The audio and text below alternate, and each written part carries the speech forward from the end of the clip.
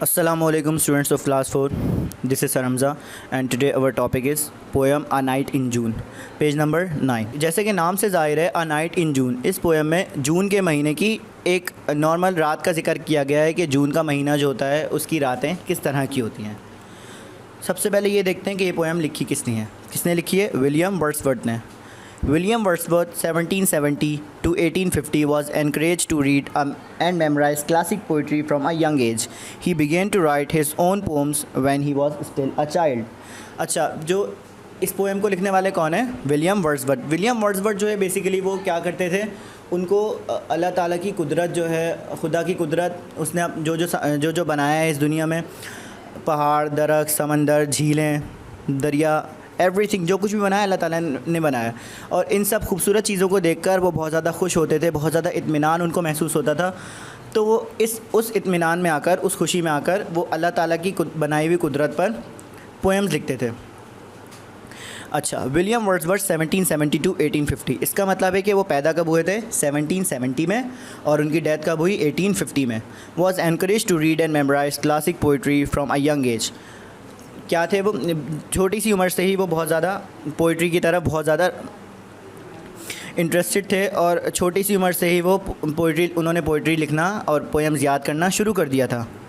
He begin to write his own poems when he was still a child, और फिर बचपन में ही उन्होंने अपनी खुद की पोइट्री करना, अपनी खुद पोएम्स लिखना स्टार्ट कर दिया। His poems became popular in his life time and he was the poet literate for the last 7 years of his life. उनकी पोएम्स जो हैं वो बहुत ज़्यादा जल्दी जो क्या हो गई, फेमस हो गई। ज़ाहिर सी बात है, कुदरत वगैरह पर आप पोएम लिखेंगे तो उन्हें पढ़ना हर कोई पसंद करता है, और तो इस वजह से उनकी पोएम बहुत ज़्यादा जल्दी जो है फेमस हो गई, और उनको एक प्राइज़ दिया गया जिसको कहा जाता है पोइट लॉरेट, जो कि उनकी ज़िंदगी के लास्ट 7 साल जो थे 1843 से 1850 तक, उनकी ज़िंदगी के लास्ट 7 साल जो थे उनको वो प्राइज़ मिलता रहा। Many of his poems are about experiencing the beauty of natural world. वही बात जो मैंने आपको बताई कि उनकी बहुत सारी पोएम्स किस बारे में होती हैं? नेचुरल वर्ल्ड, अल्लाह ताला की कुदरत, नेचर को जो है उस नेचर की तारीफ़ें करने में, अल्लाह ताला का शुक्र अदा करने के बारे में। तो आइए पढ़ते हैं। The sun has long been set, the stars are out by 2s or 3s, the little birds are peeping yet among the bushes and the trees. कह रहे हैं कि जून के महीने की एक रात है और सूरज जो है वो काफ़ी देर पहले डूब चुका है, और क्या हुआ? चाँद जो है आसमान पर नज़र आ रहा है, और चाँद के साथ साथ क्या नज़र आ रहे हैं? तारे, कहीं 2, कहीं 3, कहीं 4 जो है वो थोड़े थोड़े से गैप पर अलग अलग जगह पे तारे जो है ग्रुप्स 2-2, 3-3, 4-4 के ग्रुप्स बनाकर चमकते हुए नज़र आ रहे हैं। The little birds are peeping yet among the bushes and the trees.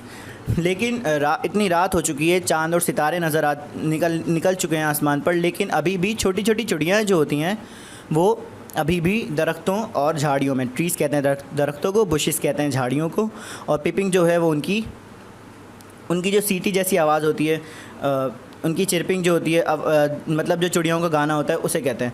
तो कह रहे हैं कि अभी भी रात हो चुकी है, फिर भी दरख्तों और झाड़ियों में परिंदे चहचहा रहे हैं।